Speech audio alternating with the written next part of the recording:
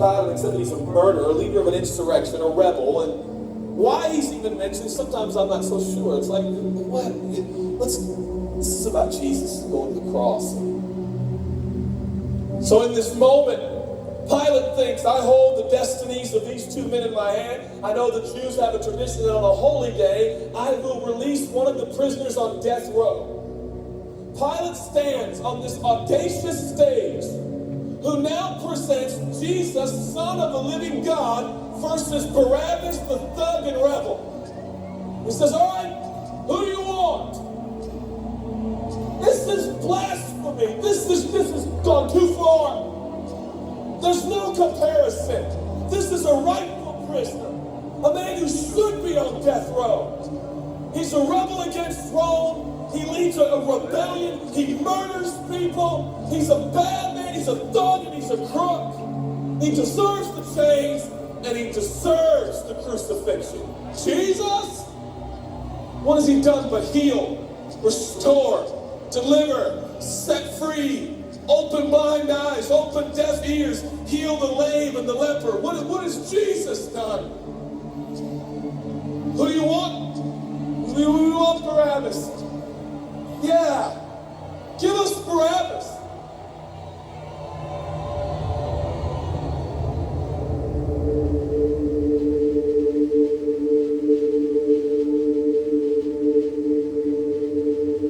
People say, give us Barabbas. The Roman soldiers come up and they put the key in and they unlock Barabbas from his chains and shackles, and he walks down the platform, welcomed by all of his thug friends. Yeah, the people love me. Yeah, that's right. I don't even know who this Jesus guy is, but all I know is my people love me. There seems to be no conscience in Barabbas. There's no record of him turning to Jesus and saying, I owe you everything now, for you have set me free. No. I don't see any of that in Barabbas. And God knew that. Jesus stood there, silent, for he knew the will of the Father. He said, it's fine, Father. Let him have Barabbas. For Jesus knew that the Father would have to treat Jesus like Barabbas so he could treat Barabbas like Jesus. Barabbas thought it was the people that set him free. No. It was the love of the Heavenly Father.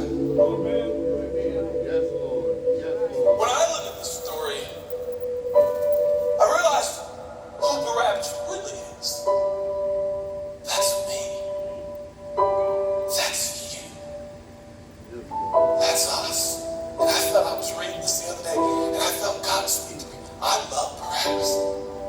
I love him. But God, he's a bad man. I love him. And I wanted him to go free. But didn't you know that he probably would have never acknowledged the free gift? Yeah, but I love Barabbas. For while we were still sinners, Christ died for us. God sent his son for Barabbas, even the one he knew would walk away from Jesus and his free gift and never come back. He loves him. And the nerve, the audacity of believers to think, I got saved by grace, but now that I'm in this deep, dark place of bondage, I'm going to work hard to get myself out. What? That's the opposite of the gospel. Are you bound? Are you held under the power of this temptation, this sin, like it's controlling you? What are you going to do? I'm going to shake myself free. Stop it! No, you won't! You're no match for the powers of hell and the urges of sin. You will not overcome it, and you will never overcome it. You'll just be another statistic. There's no answer within yourself. Your own merit, your own goodness, your own discipline, your own devotion will not save your marriage and will not save your kids. There's only one. And he's the one that took your place. He's the one that stood silently on the platform with Pilate and said, yes, let him have Barabbas. Take me. How many times have I stood on that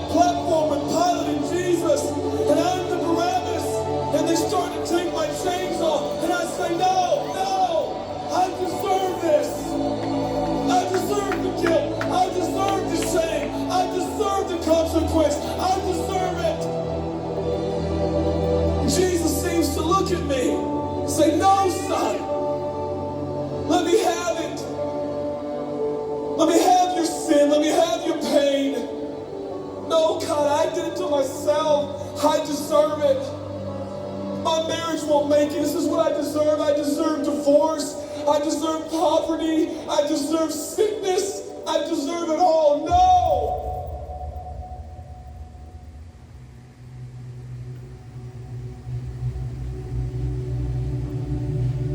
God, I'm so ashamed. Give me your shame.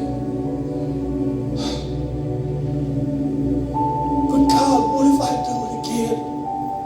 I'll still be here. Oh, God, I don't want to hurt you. I love you. I don't want to do this anymore. Give me your sin, son.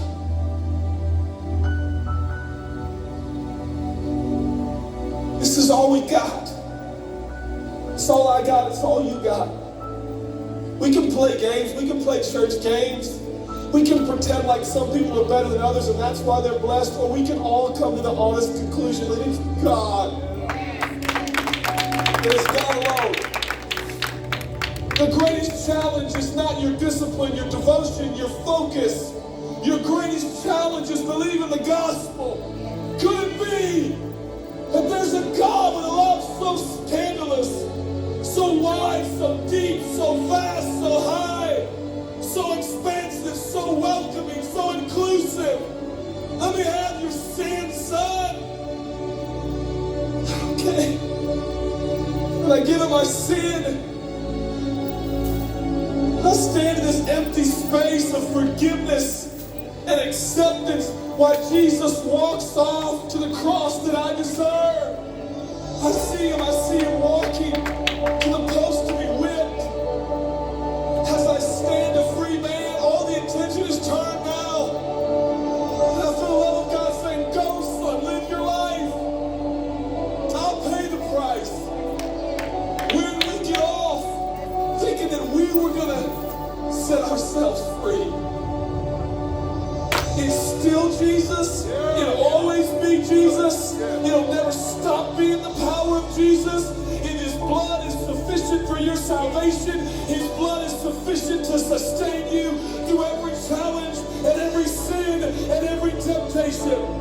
Jesus is enough.